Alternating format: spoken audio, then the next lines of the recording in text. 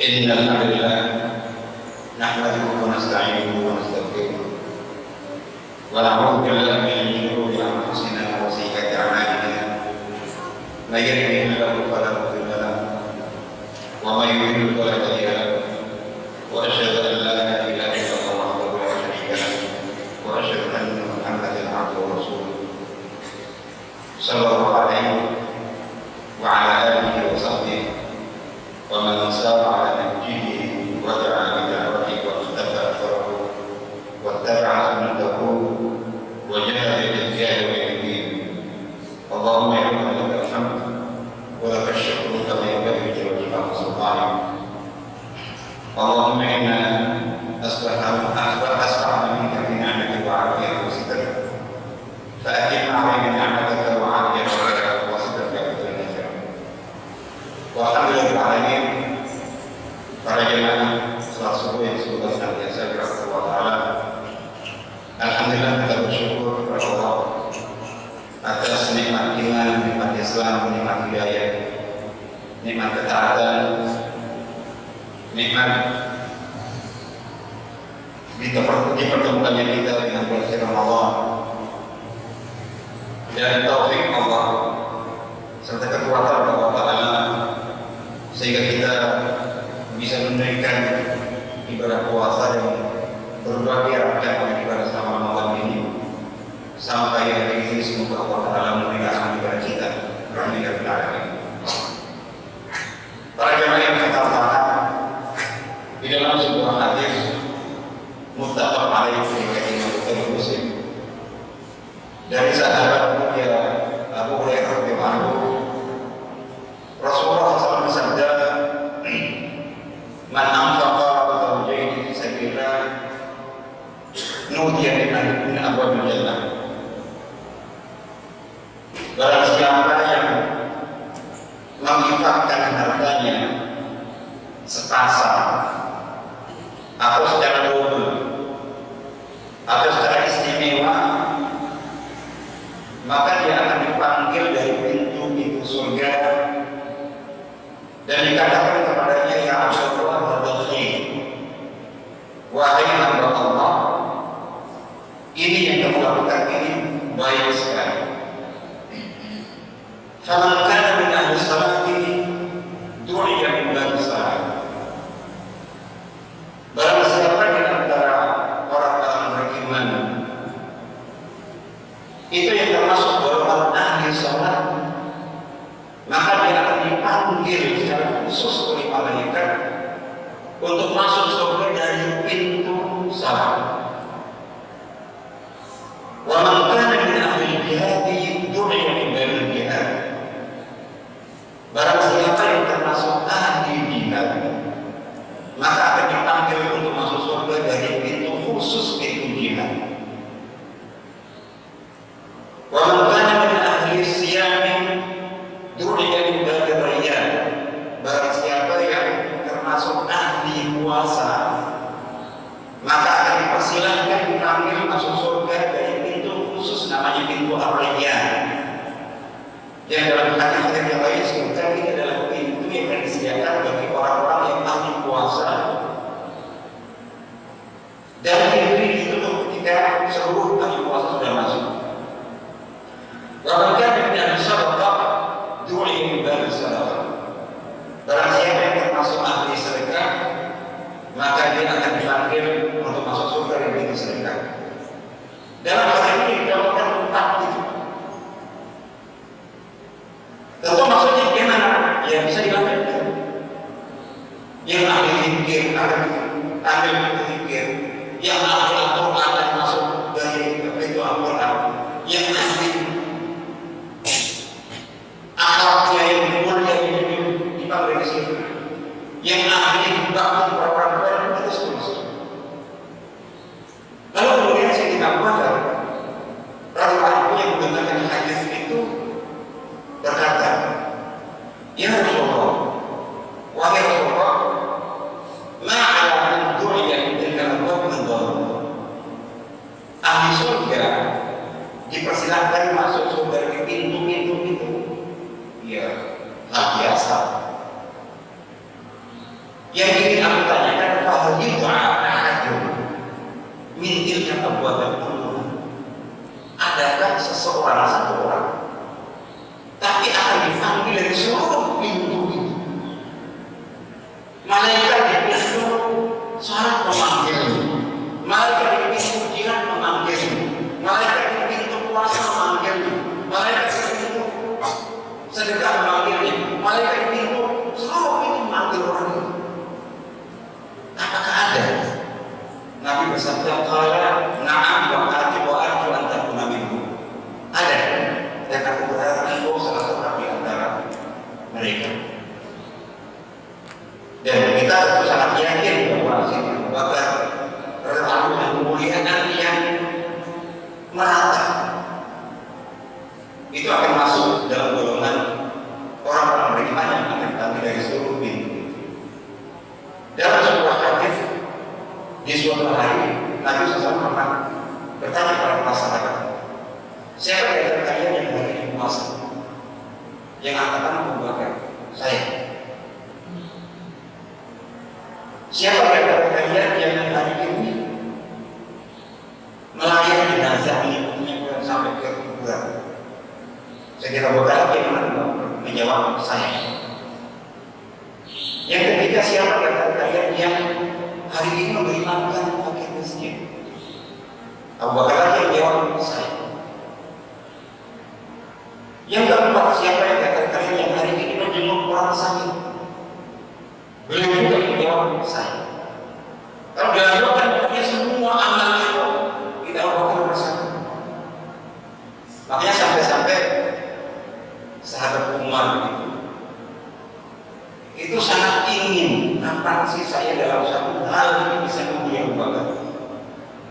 Sehingga pernah dalam sebuah kesempatan beliau ada bermasalah dan menyatakan aku menginfakkan separuh hartaku.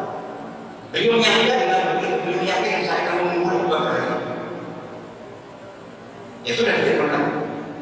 Setelah itu datang Abu Bakar dan mengatakan saya menyerahkan seluruh harta. Sudah. Sejak saat itu beliau tidak pernah berpikir untuk membunuh Sayyidina Abu Bakar. Tentu semua kita ingin seandainya bisa seperti beliau. Tapi kalau Sayyidina Umar saya dalam tanda kutip putus asa, kayaknya bagi kita pokoknya bisa masuk surga. Oh, di mana? Tapi dalam konteks hadis ini adalah hadis terkait dengan orang-orang ahli surga yang sangat spesial. Jadi untuk masuk surga itu ada penyambut khusus, malaikat yang dipasang Allah di setiap pintu. Dan yang akan dipanggil di pintu itu orang-orang yang tidak hanya beriman bertakwa serta beramal saleh, tapi amal saleh yang mungkin tulisannya tertera di pintu itu, puasa, sholat, sedekah, infak, tilawah Al-Quran itu spesial. Orang-orang mukmin spesial yang amalnya itu dibanding dengan yang lainnya itu ada keistimewaan di atas rata-rata. Makanya tadi di awal hadis disebutkan man anfaqa zawjain. Para ulama berbeda pendapat sih. Mengapa kok siapa yang berinfak hartanya misalnya apa saja kok zawjain satu pasang? Sehingga dikatakan seandainya kau berinfak kami bukan satu, minimal dua. Berinfak sapi minimal dua. Berinfak aku double. Intinya ada kelebihannya, ada keistimewaannya yang bisa kita tanam di sini. Orang-orang yang ahli surga masuk dalam semuanya, tapi yang ingin masuk surga itu sampai para malaikat khusus dipersilakan masuk dari pintu khusus dan dipanggil dengan panggilan lantar, hai Tuhan masuklah ke surga dari pintu ini. Ini orang-orang yang punya amal spesial yang sampai dikatakan sebagai ahli di bidang tertentu.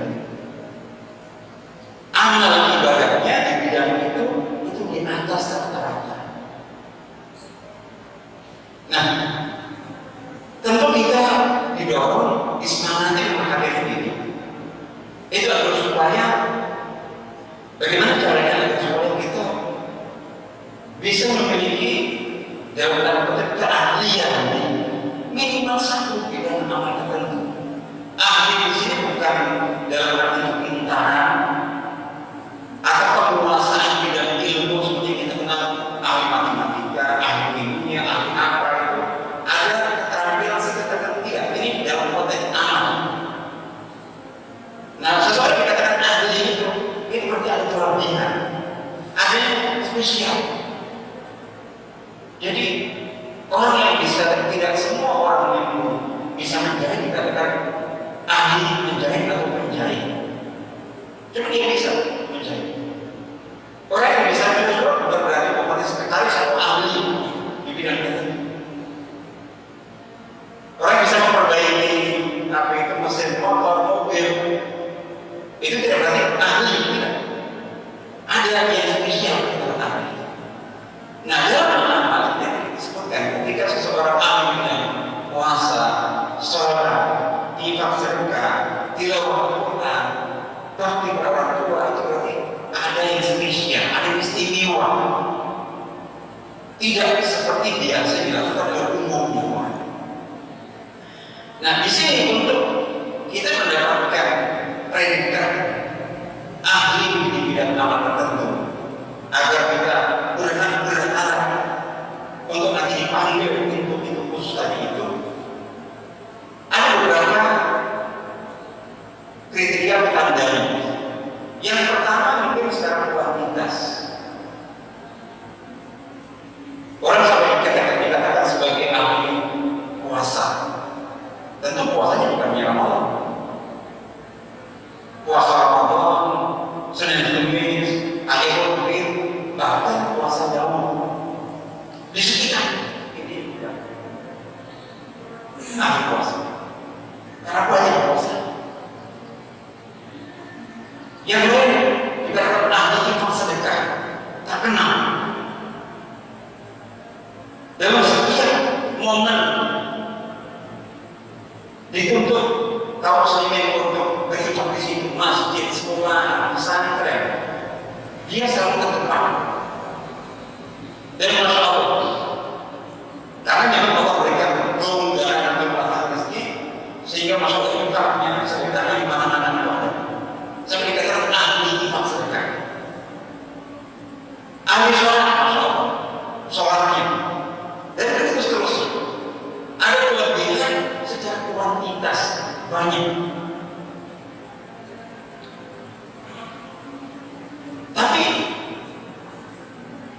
ada yang lainnya. Jadi kalau secara kuantitas itu seperti infak sedekah, gimana sih? Itu kan bagaimana yang baik. Seperti para sahabat dulu, para sahabat miskin itu iri pada para sahabat yang kaya. Karena kalau dalam masalah sholat kita sama bisa apa itu berumah. Dalam masalah puasa berumah dan seterusnya. Tapi dalam masalah mereka nggak bisa kita kejar. Itu iri seperti itu. Bagaimana kita?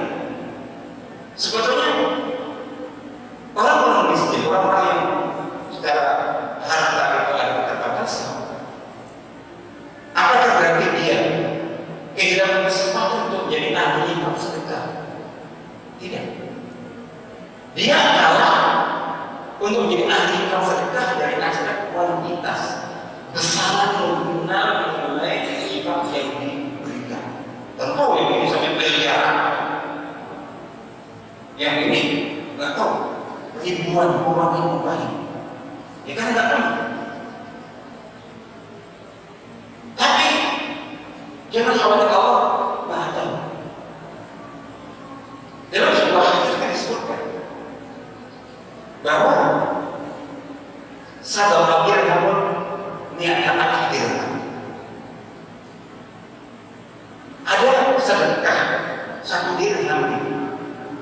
nilainya di sisi Allah bisa mengungguli infak sedekah orang yang berinfak 100.000 dirham.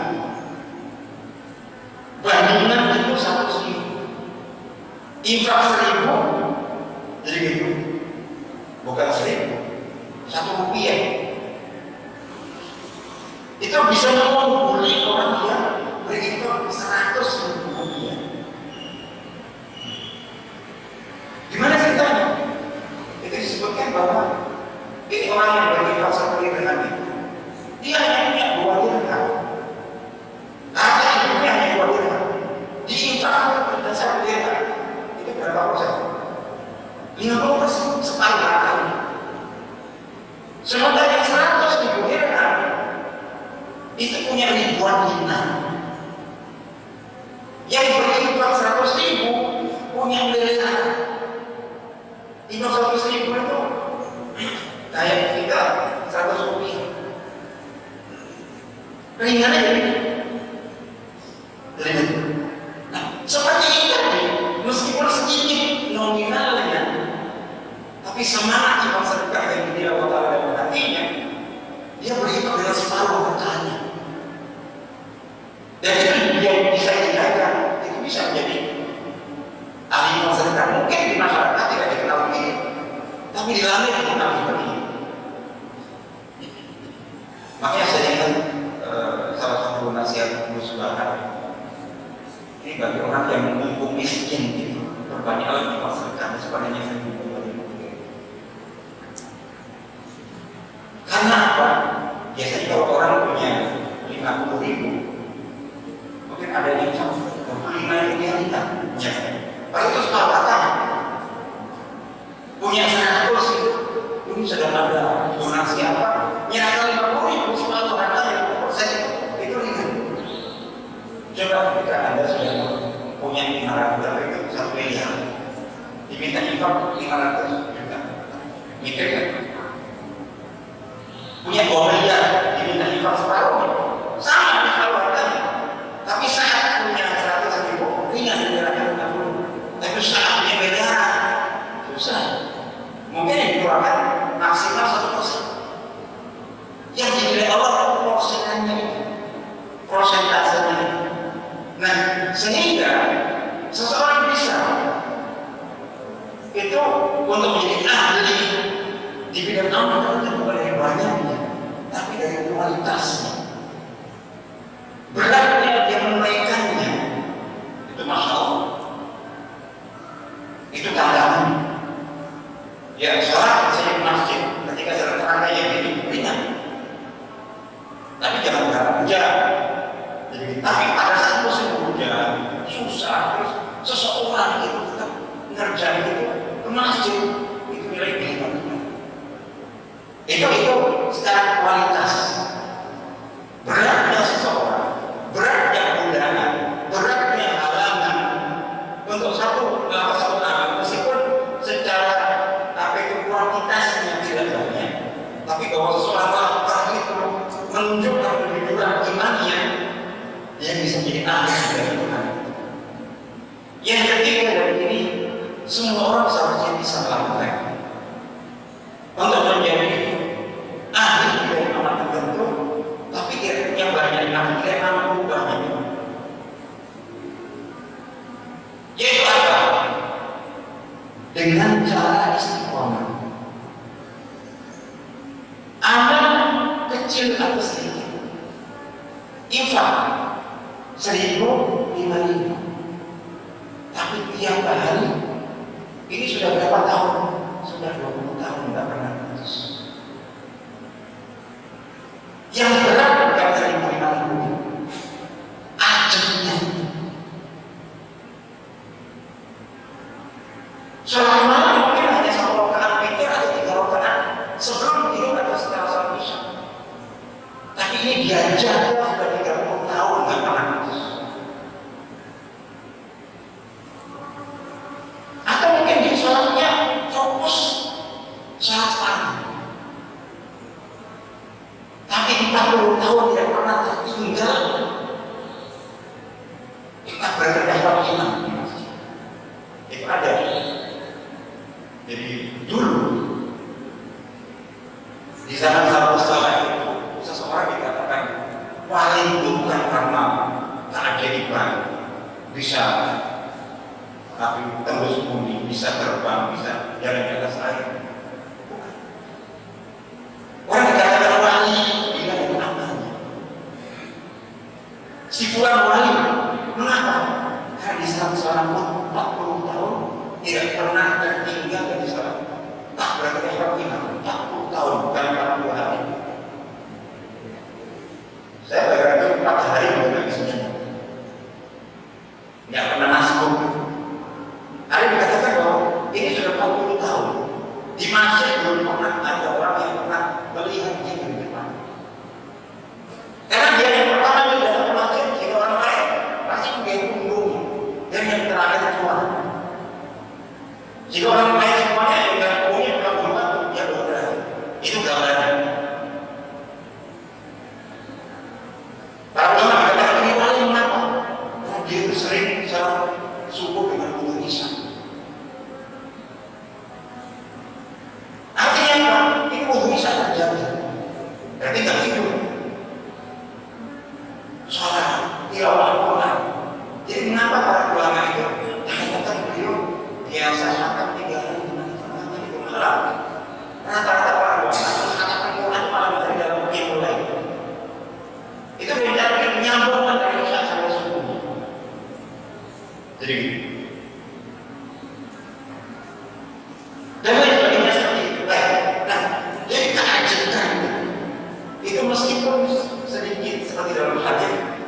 Jadi ahad yang adalah jadi amal yang paling Allah cintai adalah yang paling dilakukan dengan ajak istiqomah dakwah meskipun sedikit. Jadi apa? Sudah berhafal kan? Yang lain bisa berapa, bisa 12. Tapi 2 rakaat ini sudah berlangsung berapa tahun? Dijaga. Atau apa? Dia tertentu. Itu tidak pernah putus di dalam amal kita. Sehingga hari khususnya di bulan Ramadan ini, bulan yang penuh berkah, bulan kesempatan yang Allah sediakan bagi orang beriman untuk berlomba, untuk menjadi ahli di bidang amal besar, untuk ahli puasa, ahli sholat, ahli bersedekah, ahli dan doa, ahli istighfar. Jadi ahli istighfar itu masya Allah, tidak pernah putus istighfar dan berisi apapun. Ada cerita dari Imam Ahmad bin Hanbal pernah saya di waktu beliau itu sedang musafir di rumah daerah beliau. Tidak banyak orang yang tahu beliau kemalaman itu bermalam di masjid. Diusir kenal beliau sampai bertemu dengan seorang tukang roti dibawa ke rumahnya, kemudian dipersiapkan di dalam dan dipersilakan tidur. Beliau tidak langsung tidur karena si tuan rumah ini bekerja menyiapkan adonan roti yang akan dijual besok. Tapi yang menarik bagi beliau ini orang ini sudah beliau bertemu dengan orang ini, tidak pernah putus tulisannya mengucapkan istighfar sampai sambil mengadonan roti istighfar tidak pernah putus. Imam Ahmad yang dipersilakan untuk tidur itu banyak itu artinya penasaran bangun dan bertanya. Seperti itu kamu dari kami istighfar terus. Apakah kamu mendapatkan atau menemukan hasil buah dari istighfar ini? Mereka kata iya. Apa itu?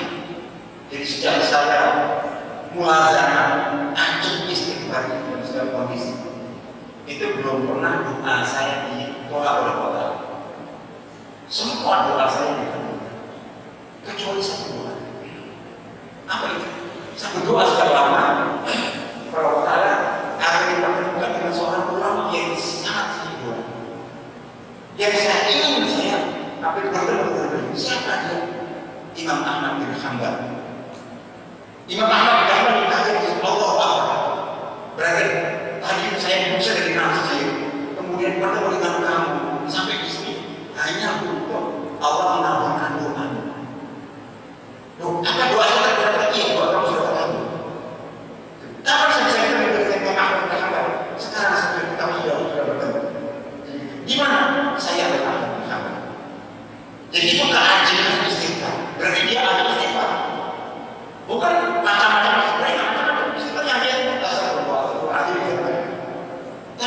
nggak pernah putus rezeki. Begitu juga dengan amal-amal lainnya, meskipun mungkin secara kuantitas jumlah tidak banyak, tapi seseorang melakukannya secara ajib dengan keajiban, maka dia berhak untuk menyandang gelar ahli bidang amal itu, dan insya Allah nanti di surga. Tidak hanya masuk surga yang baru, ada orang yang masuk surga ribuan, silahkan masuk surga ini satu-satu spesial. Tentu di surganya ada yang tempatnya spesial. Mudah-mudahan kita dapatkan Allah Taala memberi taufik kepada kita untuk menerima amal ibadah kita sampai hari ini, dan kita berharap serta berusaha kepada Allah Taala memberikan taufik, hidayah dan kekuatannya kepada kita untuk kita bisa terus melanjutkan mujahadah kita, fastabul khairat kita untuk menjadi ahli ibadah kepada Allah Taala pada Ramadan ini sebagai bekal untuk kita meraih takwa menuju Ramadan dengan level yang lebih spesial. Itu yang bisa saya sampaikan.